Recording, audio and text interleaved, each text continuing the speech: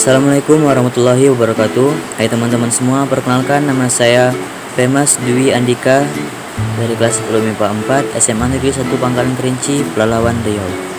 Ya, di sini kita akan membahas tentang apa itu teks anekdot. Bahasan yang pertama adalah tentang pengertian.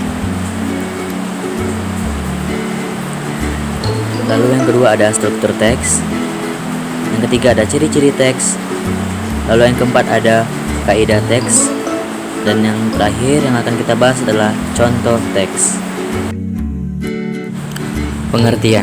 Teks anekdot adalah cerita singkat yang di dalamnya mengandung unsur lelucon dan mempunyai maksud untuk melakukan kritikan atau sindiran secara halus.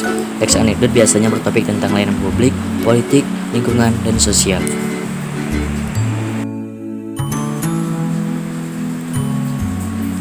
Berikutnya struktur teks anekdot. Yang pertama, abstraksi. 2 orientasi, 3 krisis, 4 reaksi, 5 koda. Abstraksi. Abstrak ditaruh di awal paragraf dengan fungsi untuk menggambarkan mengenai teks tersebut secara umum agar pembaca dapat membayangkan. 2 orientasi. Merupakan awal kejadian pada cerita atau juga bagian yang menjelaskan latar belakang mengapa peristiwa utama dalam cerita dapat terjadi. 3 krisis. Merupakan bagian yang menjelaskan mengenai pokok masalah utama dengan warna unik juga tidak biasa. 4 reaksi adalah bagian yang akan melengkapi berupa penyelesaian masalah menggunakan cara-cara yang juga unik dan berbeda. Yang kelima, koda merupakan bagian yang menutup cerita dalam teks tersebut. Kita lanjut dengan ciri-ciri teks. Ciri pertama berupa teks yang mendekati perumpamaan. Lalu yang kedua, menampilkan tokoh-tokoh atau figur yang mendekat dengan kehidupan sehari-hari atau juga orang penting. Yang ketiga, memiliki sifat humoris, lucu, menggelitik, dan berbau lelucon tapi menyindir. Dan yang keempat, terselip kritikan atau tujuan. Berikutnya ada kaidah teks. Kaidah yang pertama, memakai pertanyaan dengan keterampilan bahasa yang kreatif dan efektif atau retorik. Yang kedua, menulis sesuai struktur, yaitu diawali dengan bagian abstrak dan diakhiri dengan bagian koda. Lalu yang ketiga, menyatakan peristiwa serta bagian dari peristiwa menggunakan konjungsi.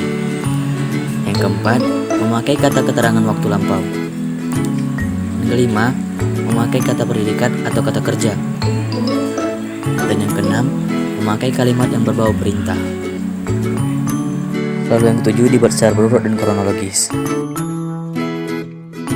Berikut contoh dari teks anekdot yang berjudul Bebas dari Kemiskinan. Waktunya berdoa untuk membuat negara lebih berkembang dan maju. Obama.